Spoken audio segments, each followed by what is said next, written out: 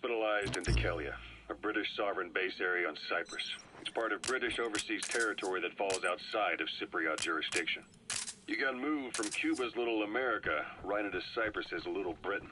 Why Dikelia? The UK and the US remain close allies. The last place Cypher would think to look for you is inside their own system. That's what kept you safe in British military hospital for 9 years. The safest place from a whale is inside its own belly. You were a regular Geppetto. Well, it wasn't Pinocchio who led me out to safety. So who was that guy? Cypher went so far as to attack British territory, burning their own ally. That's how badly they wanted you dead. He said I was in a British military hospital. But the doctor had a Greek accent. They hire locally. Easier to trust them. Dikelia is also home to Greek Cypriots, after all. What about the Turks? They haven't returned to the south. Not yet. The Cyprus dispute is still a long way from resolved. The country is just as split as it was in '74. Turkish Cypriots in the north, Greek Cypriots in the south. Between them, the Green Line, the UN established. And Dikelia sits right on top of it. It does. Part of the buffer zone between the two groups. Another reason it was the perfect place to hide you. Easy to spot any outsiders snooping around. So how do things stand? Now, last year, the Turks declared that the Turkish Republic of Northern Cyprus is an independent state, though it's only Turkey that recognizes it. In the past, the Greeks and Turks lived side by side in the same villages. There are reasons to fight. Those came from the outside. Greece, Turkey, Britain, America, they all had their own stake in pitting the two sides against each other. But once you spark something like this, it's impossible to control. Both sides build up grudges like debt, without the foresight to see that each act of revenge just fans the flames. And then it's too late for other nations to rush in with peace talks. The embers keep on smoldering. Each nation's arrogance only breeds anarchy. The world is paralyzed by this hunger for revenge. Cyprus is no different.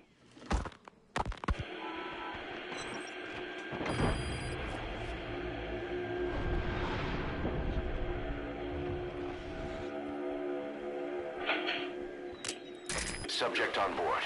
Leave the rest to us. We can't go sailing the Suez in a whaler. The Suez Canal. When did they reopen it? Not long after you were attacked.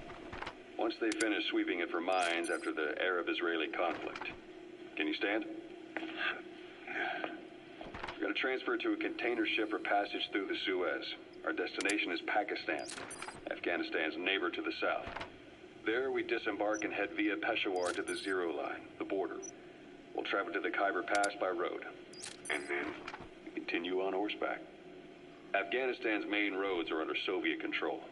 We'll need to go around them. It'll be all narrow, winding paths through the mountains. We'll do better on horseback. It's a local guerrilla tactic.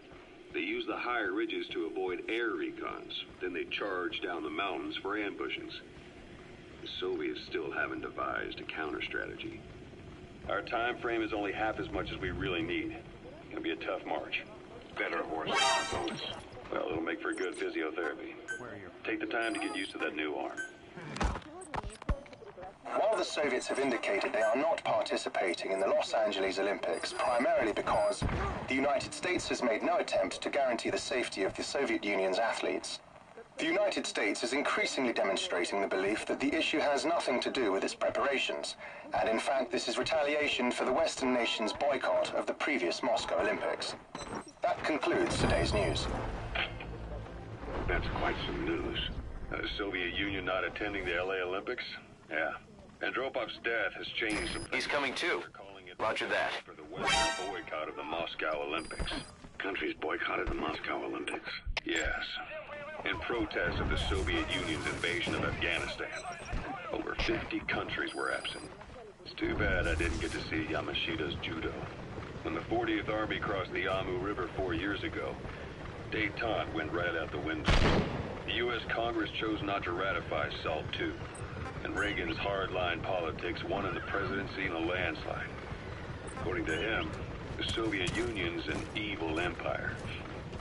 The Second Cold War. And there's been no end to regional conflicts and civil wars. Lebanon, the Falklands, Grenada, Iran, Iraq. The story never changes. Egypt and Israel did sign a peace treaty. But then the driving force on the Egyptian side, President Sadat, was assassinated afterward. Apparently, his actions were considered a betrayal of his fellow Arabs. Islamic extremists? Yes, fundamentalist extremists have been responsible for some bold acts of terrorism in recent years. We've had extremist students in Iran take U.S. embassy workers hostage, and suicide bombings in Lebanon. Over 300 foreign soldiers stationed there have been killed. Countries have yet to develop an effective means of dealing with terrorism. Afraid of losing their own men, they pulled their forces out, handing private forces a golden opportunity. Private forces? Small armies with no national affiliation, working for the highest bidder. That's right, they got the idea from you. After Mother Base went down, they began spreading to meet the soaring demand. Miller's organization is just one of many PFs now. The entire world is after you. But at the same time, it needs you too. Miller told me about what happened in the Caribbean 9 years ago. You do remember Miller. You'd formed a private army with him. An army with no allegiance to a nation. I remember, but... I see. You're not sure what's fact and what's a fantasy caused by the coma. It's still all a mess, huh? All I can do is tell you the facts as they were told to me. I've gone easy on you up until now. But this is where the hard stuff begins. 1974, the year before you entered your coma. You were in Colombia, operating with a small unit of men. Basically mercenaries. Miller was among them.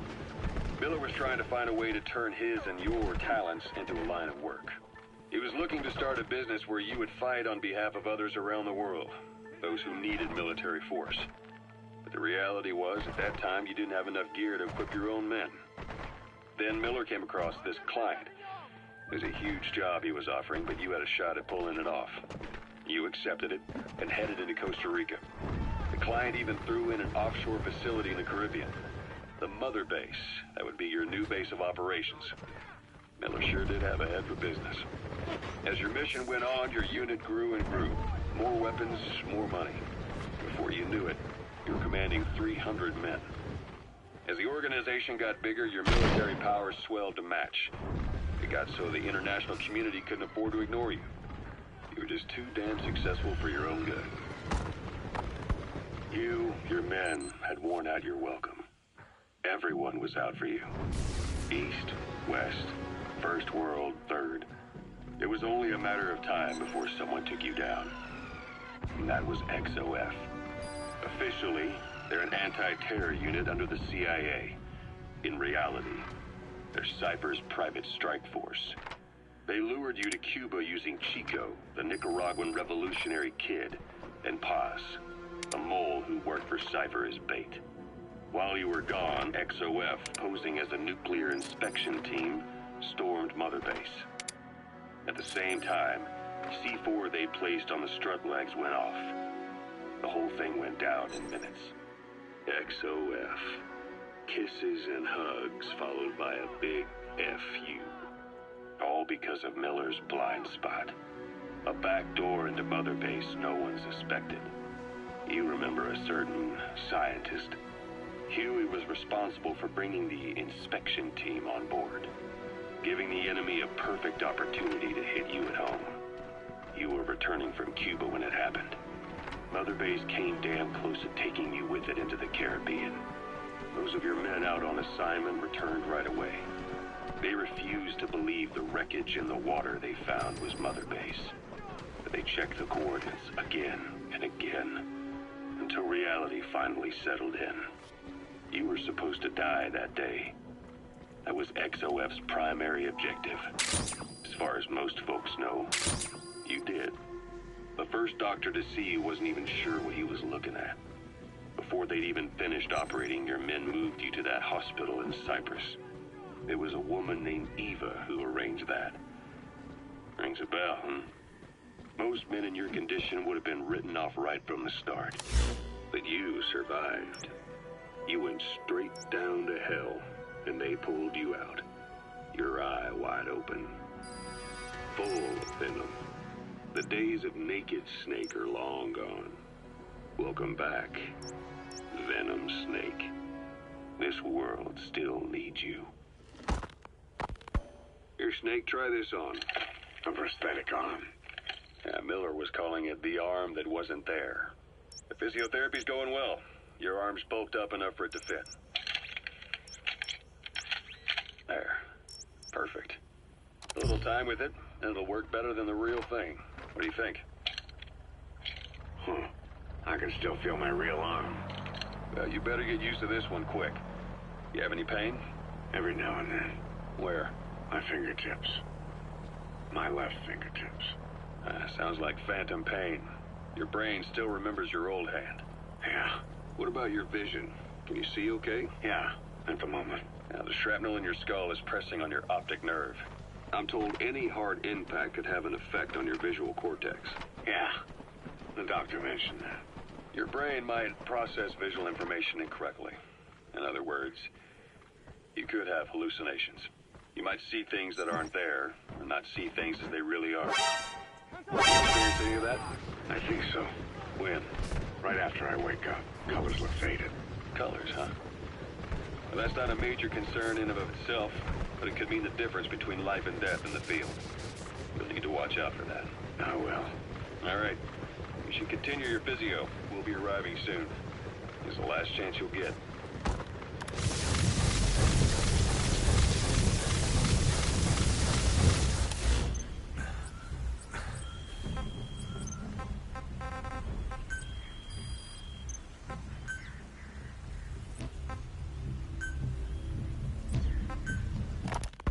Ocelot.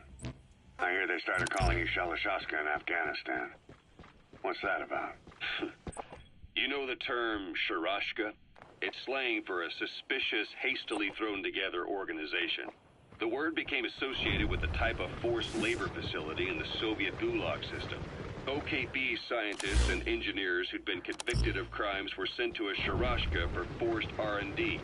The Sharashkas were supervised by Lavrenti Beria of the NKVD, the secret police, under the official name 4th Special Department. Forced research? That's not very different from what we do here. Diamond Dogs is different. Everyone here believes in you. Regardless of where they came from or why they're here, they revere you.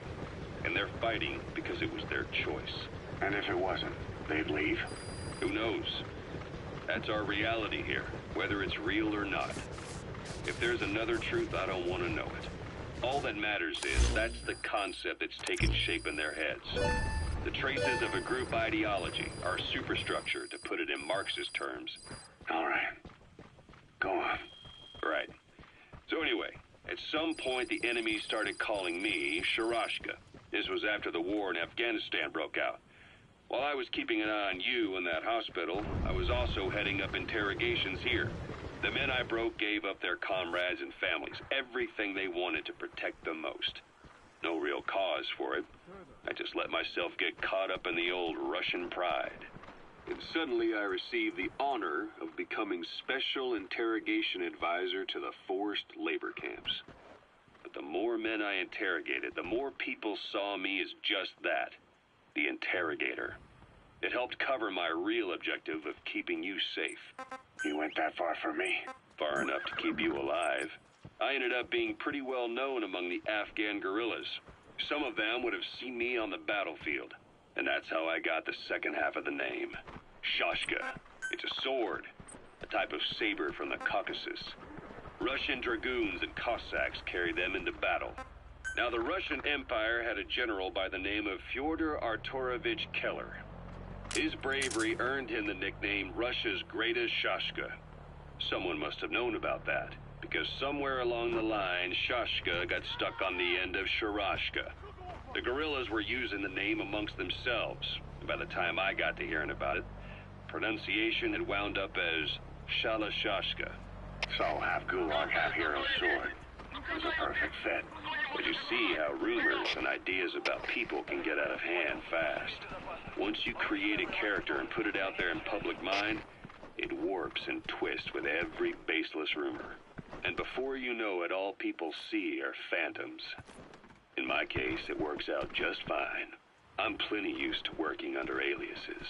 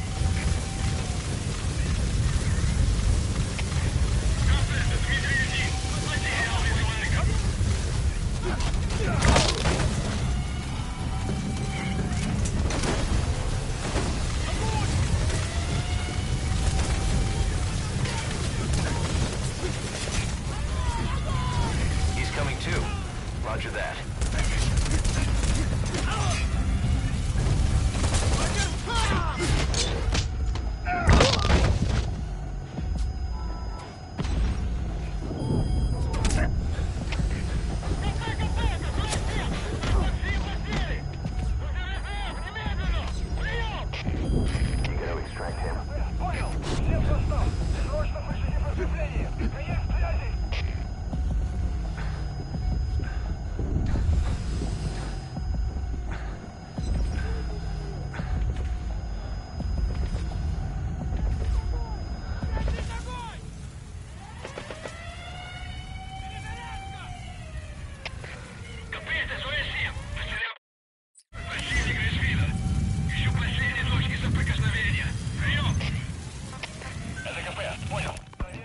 So SALT 2 still hasn't gone into effect. That treaty was drawn up to limit not just the size of the U.S. and Soviet Union's nuclear arsenals, but also their delivery systems. The whole deal.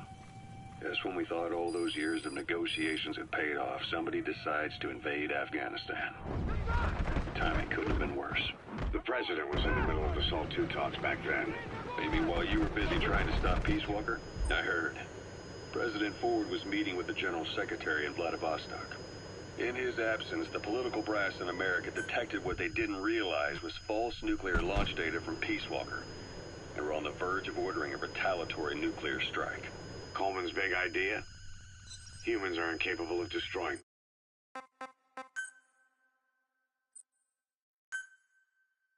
themselves. Turns out he never knew what humans are capable of.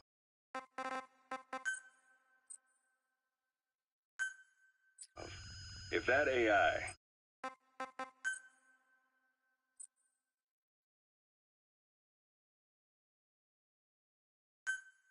I mean, the boss, hadn't found a way to stop the fake data transmission, they probably would have gone ahead with the launch. Deterrence was revealed as the pipe dream it was. All thanks to you. And her. The U.S.-Soviet talks looked set to fall through. What happened in Nicaragua no doubt helped trigger a change of heart. But in the end... The time's define the politics. When you grab their tail, they turn and bite your hand. I first met you 20 years ago now. The place was Selenouyarsk in the Soviet Union. We were enemies. I was with the GRU. You were still fighting for America. 1964. Operation Snake Eater. Its objective? The assassination of the legendary soldier known as the Boss. When you returned home successful, they awarded you the title Big Boss. Your CO, Zero, sought to carry on the boss's will by covertly establishing his own organization. You knew the original members from Operation Snake Eater. From America, there was David O, whereas he was to you, Major Zero. Donald Anderson, a.k.a. Sigint. Dr. Clark, who went by paramedic during the operation. And the fourth, you. From China, there was Eva. And me, Ocelot. From the Soviet Union. 6 in total. To us, government notions of friend and foe were meaningless. As were He's coming too. Roger that. forces by our will alone. Our objective was to fulfill the boss's dying wish. To make the world one. And to do it, Zero used the Philosopher's Legacy, the secret war fund you obtained during Operation Snake Eater. This organization would go on to become Cypher. I, on the other hand, was left with the problem. You only recovered half of the legacy. I had to... Subject on board. Leave the rest to us. When I found the funds, I passed them on to Zero, just as you wanted. I still trusted him in those days. We thought what he was doing was the boss's will, until he started that one project. Les enfants terribles, Zero called it. You parted ways, as did Eva, leaving only Anderson and Clark still with him. I maintained limited contact, although truth be told, we were just keeping tabs on one another. The reason was always you. After you returned to the Army and created Foxhound, you left America. For a time, even I'd lost track of you. I'd imagine Zero did too. You always were the best when it came to hide and seek. Zero created Cypher, an information network to tap into every corner of the globe. Woven together, Cypher's arteries made the world just one big organism. And that's not all. It also monitors the thorn in Zero's side. That's you, tracking your coordinates wherever you might go. The further you strayed from your roots, the larger Zero became. It's as if he was trying to close the gap between you. But before long, he disappeared from public life. Only a few people had direct contact with him. For a time, I was one of them. Then a year after you fell into your coma, he slipped out of sight entirely. Since then, nothing. No photos, no recordings, not even a reliable rumor as to his whereabouts. I tried every method I could think of, but Zero was gone. Freed of his control, his creation, his power continued to grow. Cypher is a great beast, and Zero was its spine. But even without him, it's endured, evolved. But now its body is rotting, riddled with parasites. Parasites like the ones who attacked you 9 years ago in the Caribbean, and then at the hospital. Cypher's Black Ops Unit, XOF.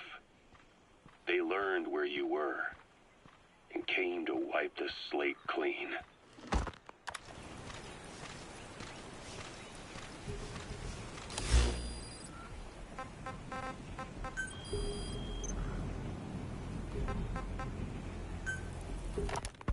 Christmas Eve, 1979, the Soviet Union rolled into Afghanistan.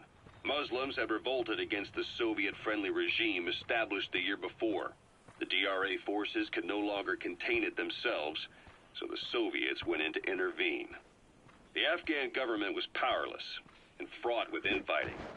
They lost the hearts and minds of the people, and that alarmed the Soviet leadership.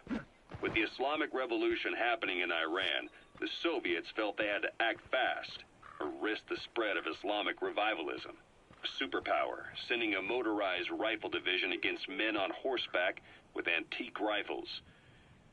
Everyone thought it'd be over in an instant, only it wasn't. Some Muslims made their fight a jihad, a holy war, and began a guerrilla campaign on all fronts. A war of attrition. These fighters call themselves Mujahideen. They're being supported by the West through Pakistan. That's why Miller was involved. He was training them near the Zero Line, sponsored by the CIA. The war has become a nightmare for the Soviet troops stationed here. They thought they'd be headed home in 6 months at the most. Then a year passed. 2 years. Now here we are 4 years on with no exit in sight. Afghanistan has become the Soviet Union's Vietnam. The Soviet troops on the ground want to go home, but at least they have homes to go back to. The Afghans have lost theirs. The Soviets destroy the kishlaks, villages, wherever they can. They burn down homes and fields, wells, turn pastures into minefields. It's created a mass of refugees who fled to Pakistan. If the Mujahideen are fish swimming around the villages, the Soviets will go so far as to dry out their ocean. But this has had a big price. There's bitter resentment among the Afghans. You gotta extract him. Taking out their anger on the soldiers on the front lines. Among the Mujahideen are the Pashtun people. They're fiercely devoted to their code of Badal, or revenge. Soviets they've captured have had their hands, feet, and noses cut off before being left. He's coming too. Roger that. Just to show their comrades what they're capable of. Friendlies who come across them can do nothing but put them out of their misery. Then they burn down another village in retaliation. And the cycle of vengeance goes on.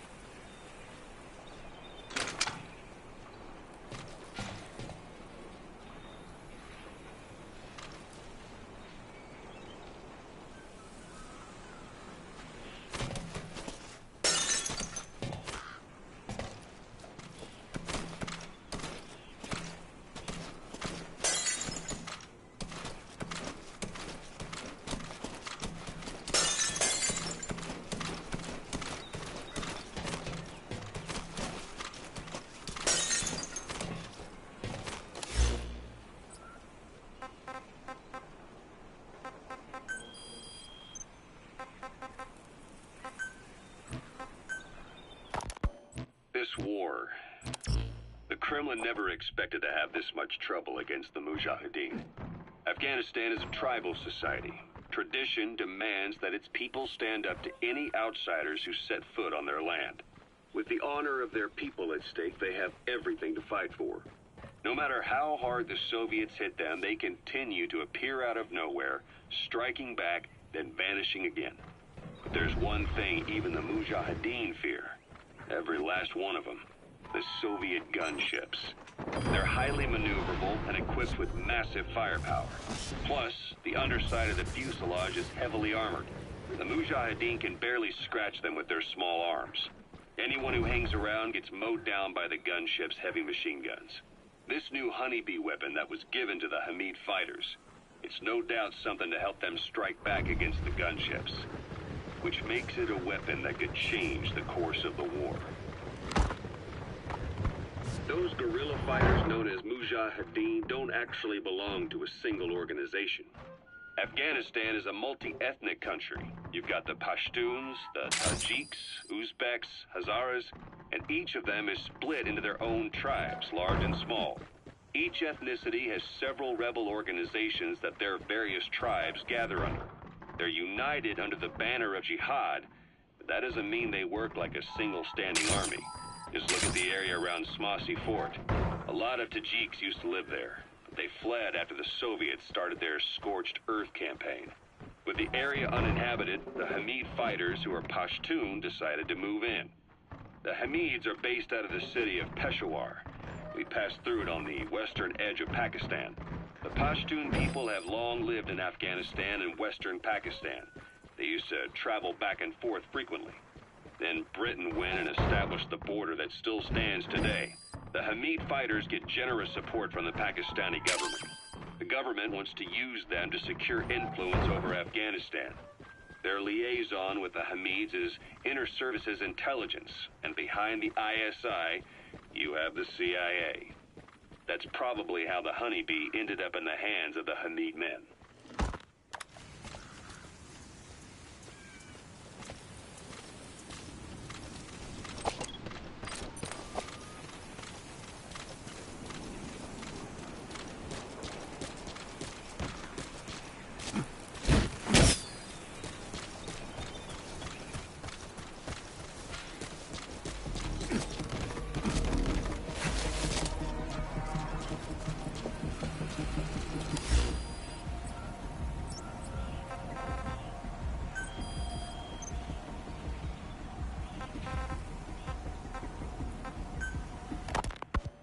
The R&D team analyzed the honeybee.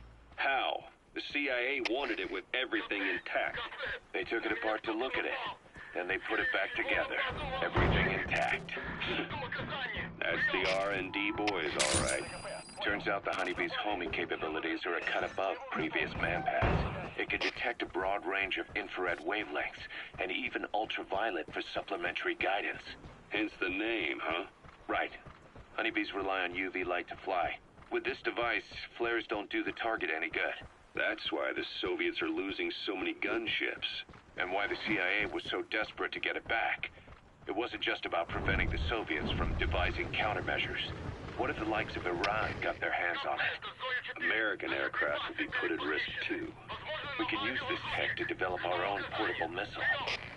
That'll give us a huge advantage. It'll take a little time before the analysis results can be applied to actual implementation. We'll keep moving with the research.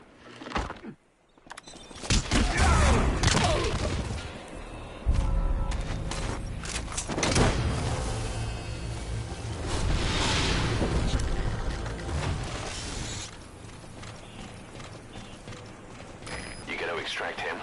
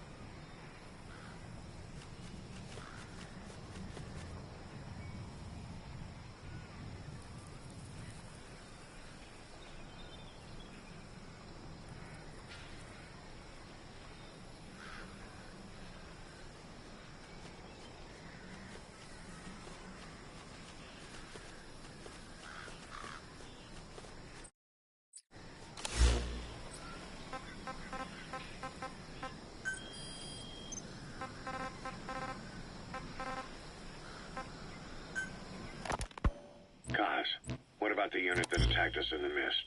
You knew something about them. That wasn't my first run-in with them. It happened right before I was captured by the Soviets. We were on the Zero line that day, the Afghan side, on our way back from training Mujahideen at a mountain camp in Kunar province. There's a lot of that work in Afghanistan.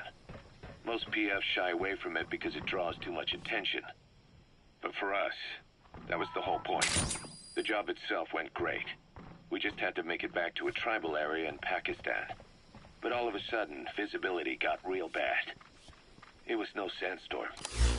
Our point man gave the strange report. He said he could see skulls in the mist.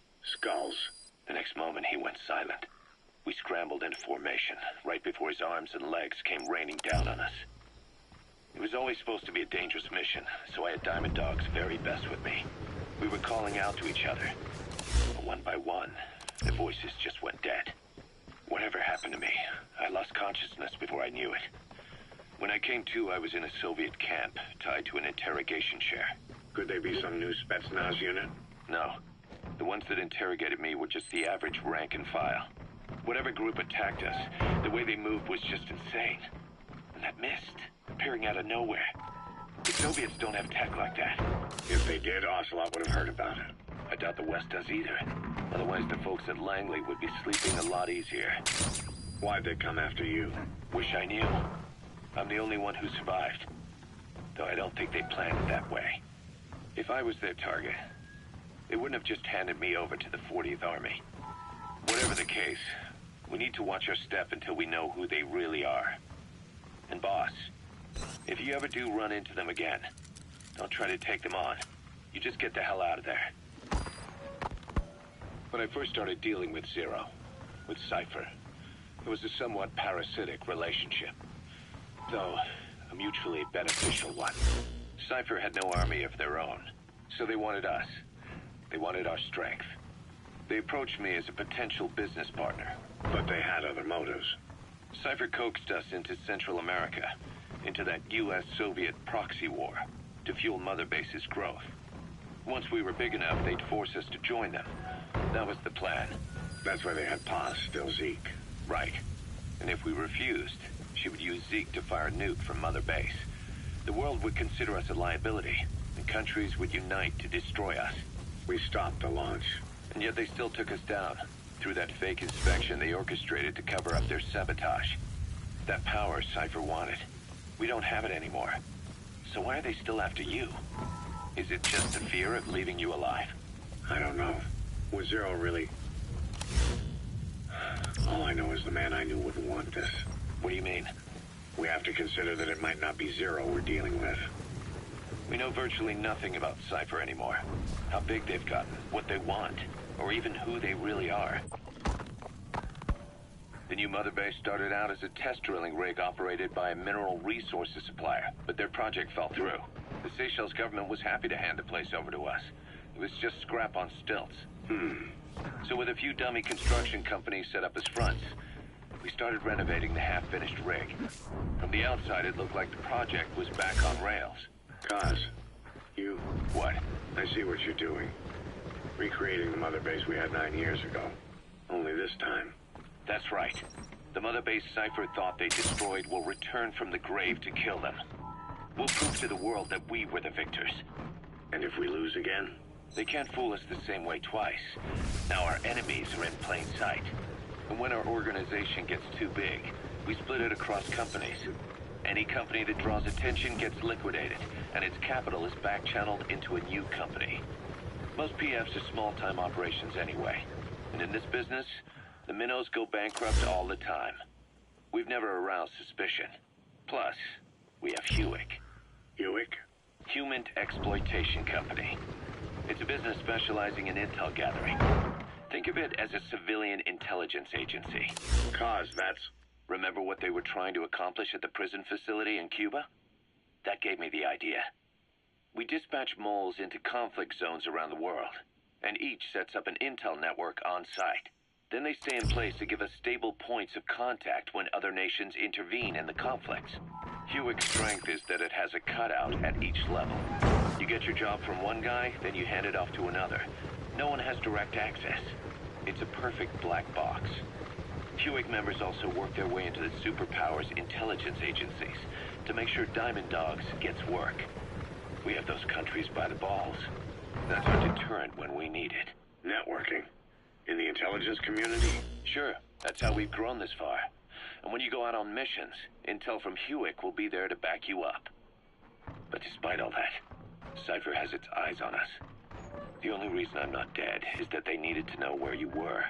Figured if you woke up, I'd go straight to you. That's why you made that ruckus at the Zero line. Yeah, to make their own surveillance work against them. I think it took some of the heat off Cyprus. Kaz. Then I just had to wait for you to save me. And I've gotten used to waiting. Kaz. That's not all. It was a good chance to scout the market. And with the West wanting the Soviets out of Afghanistan, their agencies are bursting at the seams with funding. Boss, let's start by building up our Afghan presence. Why put Mother Base in the Seychelles? We're at the center of the world here. We're all the way out in the Indian Ocean. Come on. Lebanon, Sri Lanka, East Timor, and Africa. From here, our reach extends to conflict zones the world over, including Afghanistan, of course. So it's prime real estate for a mercenary. Exactly. Latin America isn't as close as I'd like, but we have Amanda and her people to help in that department. And besides, the Seychelles government owes us a favor. Owes us? The Seychelles has strong ties to the east, which the West wanted to shake up. It came to a head 3 years ago in an attempted coup. It was a force of South African mercenaries with U.S. backing behind the scenes. They were only platoon size, but South Africa is home to some heavy PFs. Too much for the Seychelles to handle. In the end, they accepted help from the Tanzanian army and quelled the coup. We set up the deal and handled on-site tactical instruction. That led to some training work for the Seychelles military. And when we put down a mutiny within their forces, well, we made a lot of people happy. They don't pay us. They just let us have a piece of their offshore territory on the promise we'll come running if something else happens. So we're bodyguards, too. It's a good setup. We can only take Mother Base so far here. We'll have to find somewhere else when this place starts getting big. Aren't you being a little hasty? Nothing hasty about it. You're back with us now. So, Kaz, the ship that took us from Cyprus, it used to be a whaler. Yeah, a Japanese vessel. How was the voyage? It was stimulating. Well, she was part of a whaling fleet up until a few years ago. Her displacement isn't anything to write home about, but she can really move. She still had plenty of life left in her, but then the work dried up. Global opposition to whaling has been mounting for years. Is that right? The push to ban it has been gaining traction for a little over a decade. Individual species came under protection as the years went on. And then 2 years ago, the IWC adopted a moratorium on commercial whaling.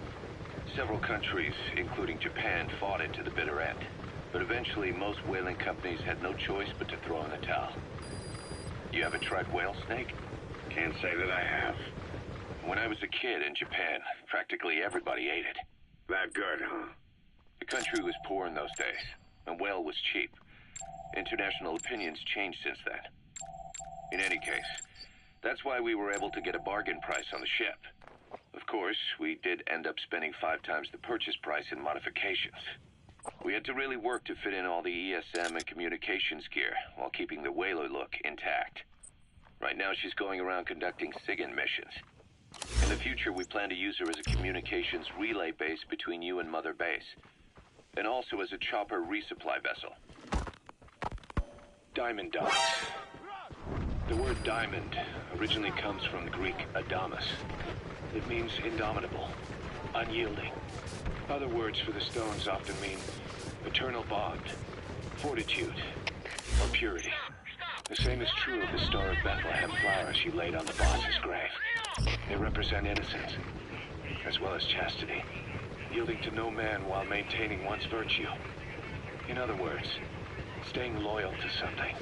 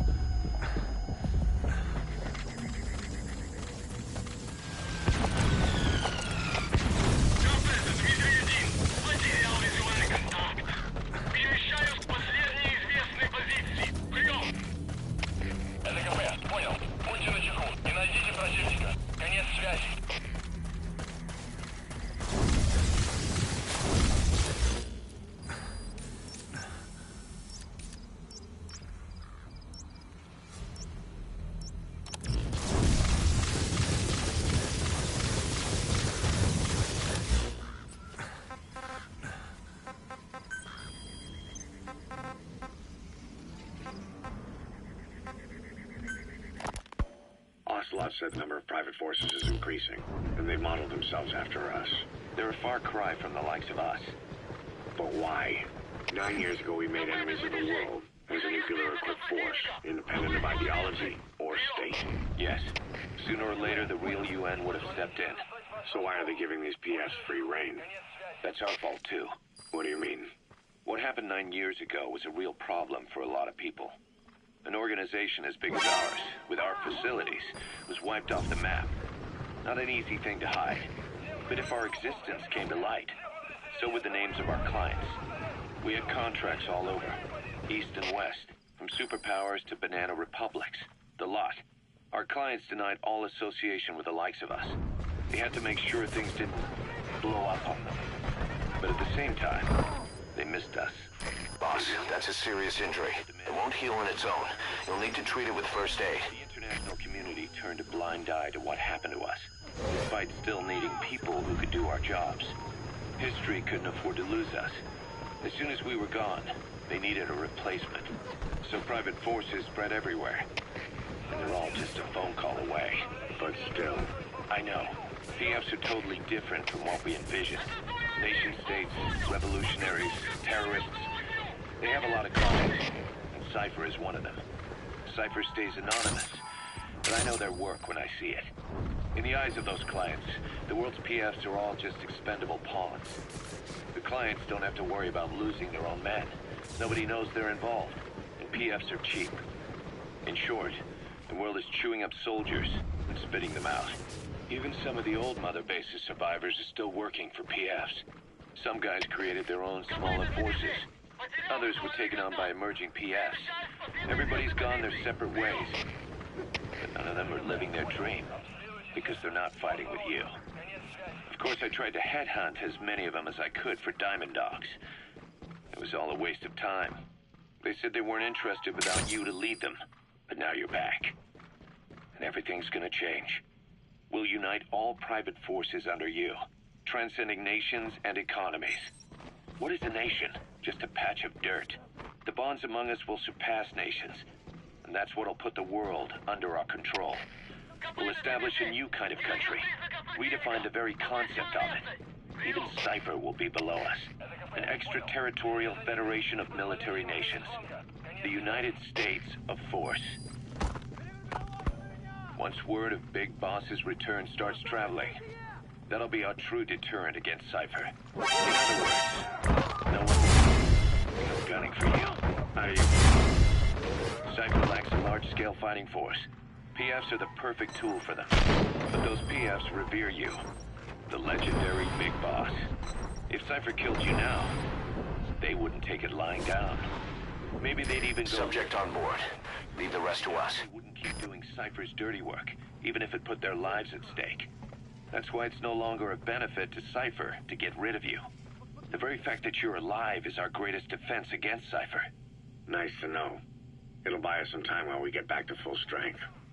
Just keep in mind that what I'm saying is generalizing a lot. In practice, the PFs around the world don't know your face. Just declaring that you're Big Boss won't be enough to convince them. And if they see you as an enemy, they'll come at you with everything they've got. Some hero. That's why you need to bring them back to Mother Base. Show them on your terms that you really are the one and only Big Boss. Once you've proven that, they won't hesitate to join us.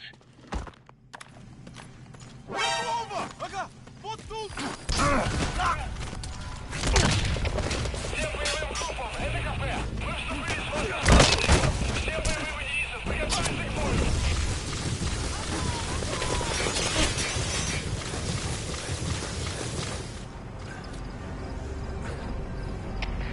Кафе, на свой 4! Несем большие потери! Последний резерв! Прием! Это кафе, понял! Внимание всем подразделениям! Отправить резерв!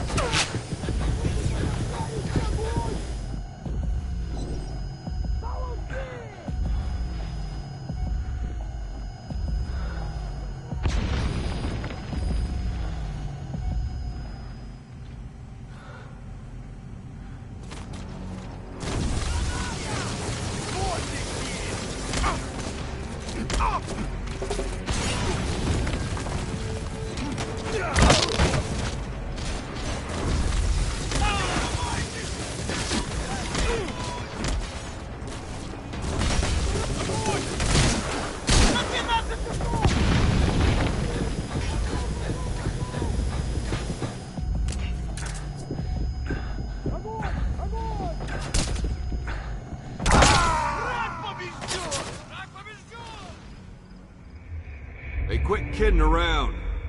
Snake? Snake!